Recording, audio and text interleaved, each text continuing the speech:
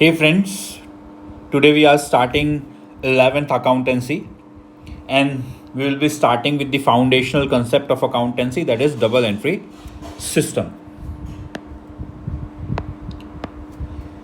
First thing first, why the name double entry system? Let me make it clear at the inception that in accountancy, names are simply the representation of a particular thing about what it represents or what it does.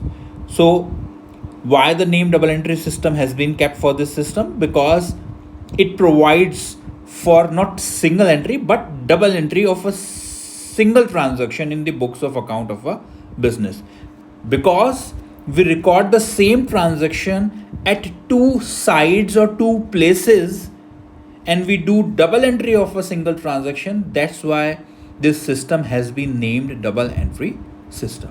So let me read it for you. Why the name double entry system? Because for each business transaction, specifically you need to remember this, measurable in terms of money, because in accountancy there could be n number of transaction but not all shall find a place in the books of account because of a reason that they are not measurable in terms of money. However important a particular business transaction is, if it is not measurable in terms of money, it won't be parked or recorded in books of account. Only those transactions, business transactions, which are measurable in terms of money shall be recorded in books of account.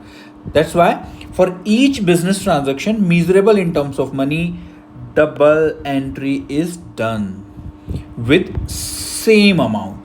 Once on debit side, the abbreviation for debit is dr dot, and secondly on credit side, and the abbreviation for credit side is cr dot. Cr dot represents credit, dr dot represents debit.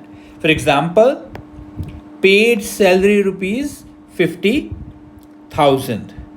Now this is a business transaction and it is measurable in terms of money.